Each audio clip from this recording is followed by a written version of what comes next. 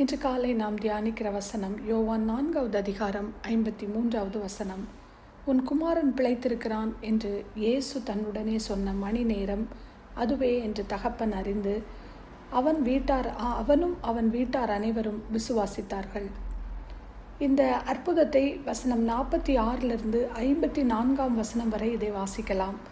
வேதத்தில் ஒரு சில அதிகாரங்களிலும் ஒரு மனிதனுடைய விசுவாசத்தினால் முழு வீட்டார் அனைவரும் விசுவாசத்திற்குள் வருவது பல இன்சிடெண்ட்டில் நம்ம பார்க்குறோம். லூக்கா 19:10 சகேயுவினால் அவன் வீட்டுக்கு ரட்சிப்பு வந்தது. அப்போஸ்தலர் 16:31 நடுராத்திரியில் பவுலும் சீலாவும் ஜெபம் பண்ணி தேவனை துதித்து பாடிய போது சிறைச்சாலையின் அஸ்திபாரங்கள் அசையும்படி அதிர்ந்தது. உடனே கதவுகளெல்லாம் திறவுண்டது.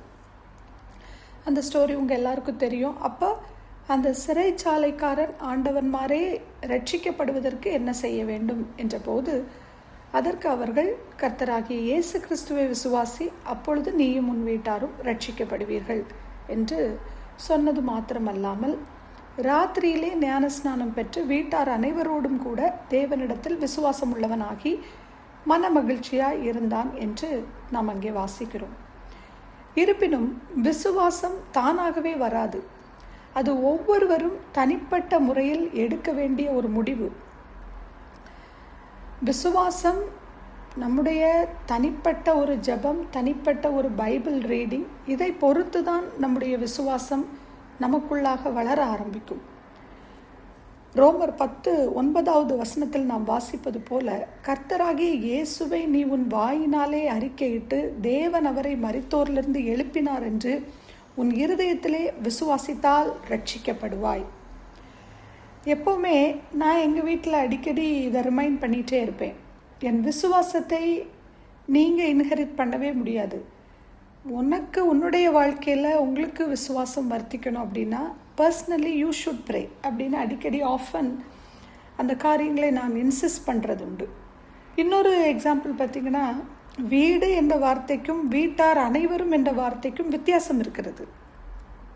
யோவான் 4லும் நாம் இன்றைக்கு வாசித்த மெடிடேஷன் வேர்ட்லேயும் இயேசு யூதேயாவிலிருந்து கலிலேயாவுக்கு வந்திருக்கிறார் என்று இந்த ராஜாவின் மனுஷன் கேள்விப்பட்டு இயேசுவை சந்தித்து தன் மகன் மரண அவஸ்தையாக இருந்தபடியினாலே அவனை குணமாக்கும்படி வர வேண்டும் என்று வேண்டிக் கொள்கிறான்.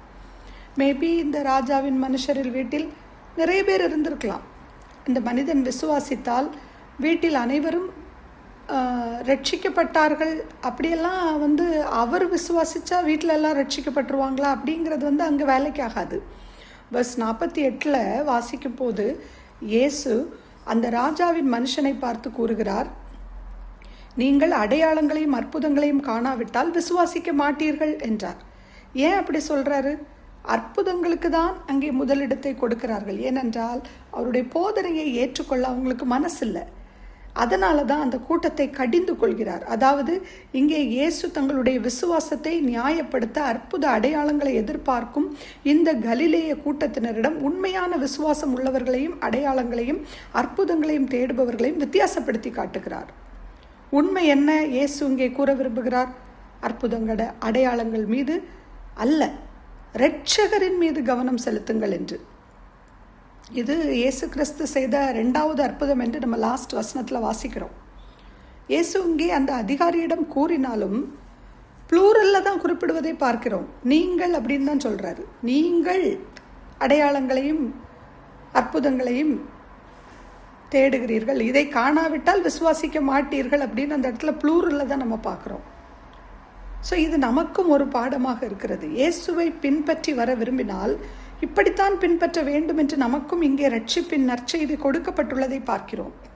ஆனால் அந்த ராஜாவின் மனுஷன், ஆண்டவரே, அவர் ஒன்றுமே சொல்லலை அந்த பதிலுக்கு. ஆண்டவரே, என் பிள்ளை சாகிறதற்கு முன்னே வர வேண்டும் என்றான். இயேசு அவனை நோக்கி, நீ போகலாம், உன் குமாரன் பிழைத்திருக்கிறான் என்றார். அதற்கு அடுத்த வசனம் வாசிக்கும் போதுதான் என்னை மிகவும் கவர்ந்தது. அந்த மனுஷன் இயேசு சொன்ன வார்த்தையை நம்பி போனான். நம்மில் எத்தனை பேர் இந்த வார்த்தைகளை சந்தேகப்படாமல் நம்பி வாசிக்கிறோம்?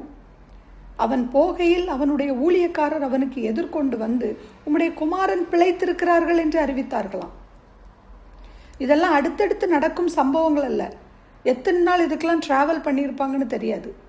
அவனுடைய ஊழியக்காரர் எதிர்கொண்டு வந்து அறிவிக்கும் போது, அப்பொழுது இந்த மனுஷன் கேட்கிறான் அந்த ஊழியக்காரன்ட்ட, எந்த மணி நேரத்தில் அவனுக்கு குணம் உண்டாயிட்டு என்று அவர்களிடத்தில் விசாரித்த போது, அவர்கள் நேற்று 7ஆம் மணி நேரத்தில் ஜூரம் அவனை விட்டது என்றார்களாம். அப்போ முந்தின நாள் 7ஆம் மணி நேரத்திலிருந்து இன்றைக்கு 7ஆம் மணி நேரத்திற்கு பிறகுதான் அவர் இங்கு பயணம் செய்து அவர் ஊரை அடைந்திருக்கிறார். அப்போ அடுத்த 53வது வசனத்தில் பார்த்தீங்கன்னா ஒரு ட்விஸ்டே இருக்கு. உன் குமாரன் பிழைத்திருக்கிறான் என்று இயேசு தன்னுடனே சொன்ன மணி நேரம் அதுவே என்று தகப்பன் அறிந்து. இது போலதான் நாம் அவரை அறிந்து கொண்டால், அதான் சங்கீதம் 46:10, நீங்கள் அமர்ந்திருந்து நான் தேவன் என்று அறிந்து கொள்ளுங்கள். நம்முடைய வீட்டார் அனைவரும் ரட்சிக்கப்பட விசுவாசிக்க நான் ஏதுவாக இருக்கிறேனா? ஏன்னா இப்பெல்லாம் இயேசு கிறிஸ்துவ அந்த நாளில் நேரில் பார்த்தாங்க, நேரில் அற்புதங்களை அடையாளங்களை பார்த்தாங்க. ஆனால் நமக்கு இப்போ ஒன்லி நம்மளுக்கு எதுதான் நமக்கு விசுவாசம், நம்முடைய நம்பிக்கை எது? நமக்கு பைபிள் ஒன்று தான். அதில் நம்ம ஒரு ஃபார்மாலிட்டிக்கு ஒரு வசனங்களை வாசித்துட்டு ஃபார்மாலிட்டிக்கு ஒரு லென்த்தன் டேஸை ஃபாலோ பண்ணிட்டு, இட்ஸ் நாட் தேட். இந்த வசனம் நமக்கு அதை தான் நமக்கு சொல்கிறது, அதே தான் அவர் இங்கே கடிந்து கொள்கிறார்.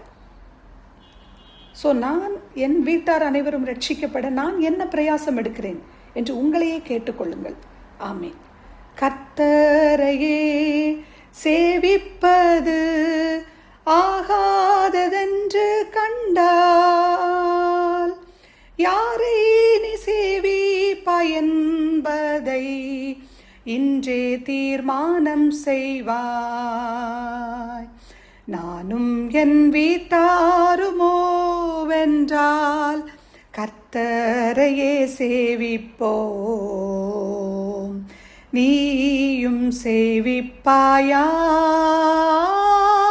நீயும் சேவிப்பாயா? நாம் ஜெபிப்போம். லவ்விங் கிரேஷியஸ் ஹெவன்லி ஃபாதர், கர்த்தரையே சேவிப்பது எங்களுக்கு இந்த உலகில் அப்பா, அதை ஒன்றையே நாங்கள் தீர்மானம் எடுத்து நாங்கள் முன் செல்ல நீங்கள் கிருபை தாங்கப்பா. நாங்களும் எங்கள் வீட்டாரும் கர்த்தரையே சேவிப்போம் என்று மற்றவர்களையும் அந்த சாட்சியோடு சேவிக்கத்தக்கதாக எங்களில் ஒரு பெரிய மாற்றத்தை உருவாக்குங்க ராஜா.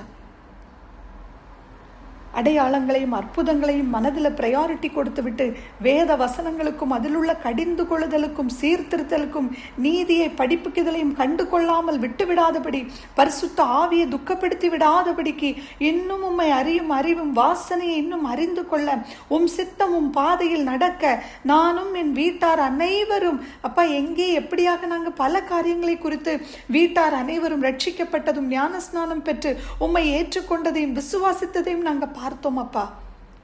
அதுபோல் இன்னும் அப்பா எங்கள் வீட்டில் ரட்சிக்கப்படாதவங்க இருந்தாங்கன்னா, சால்வேஷனுக்குள்ளே இன்னும் வரல அப்படின்னு கவலையோடு பாரத்தோடு இருக்கிற மக்களுக்கு அப்பா நீங்கள் ஒரு பெரிய ஆறுதலை கொடுங்க. அவங்க வீடுகளில் அப்பா அந்த விலையேற பெற்ற அந்த ரட்சிப்பை நீங்கள் ஊற்றுங்க ராஜா. இவங்க மூலமாக அவர்களும் கண்டு கொண்டு குடும்பமாய் உமக்காக ஊழியம் செய்ய அப்பா, நாங்களும் இந்த பாடலை மகிழ்ச்சியோடு பாடி மற்றவர்களுக்கு உடைய நாமத்தை ஆத்துமாக்களுக்கு, அழிந்து போகிற ஆத்துமாக்களுக்கு வேத வசனங்களை சொல்லி அப்பா வீட்டார் அனைவரும் ரட்சிக்கப்பட நாங்கள் ஒரு இன்ஸ்ட்ருமெண்ட்டாக பயன்பட போகிறதற்காக நன்றி. பயன்படுத்துங்க ராஜா. இந்த நாள் முழுவதும் இந்த வசனங்கள் எங்களோடு தெளிவோடும் அதிகாரத்தோடும் அப்பா பேசட்டும், கிரியை செய்யட்டும், 1 30 60 100 பலனை தரட்டும் என்று துதிக்கிறோம் அப்பா. தாழ்த்தி எங்களை உம்முடைய பாதத்தில் ஒப்பு கொடுத்து ஜெபிக்கிறேன். துதி கனம் மகிமை அனைத்தும் உமக்கே செலுத்தி இயேசு கிறிஸ்துவின் நிதான நாமத்தில் துதிக்கிறேன் எங்கள் ஜீவனுள்ள நல்ல பரமபிதாவே. ஆமேன்.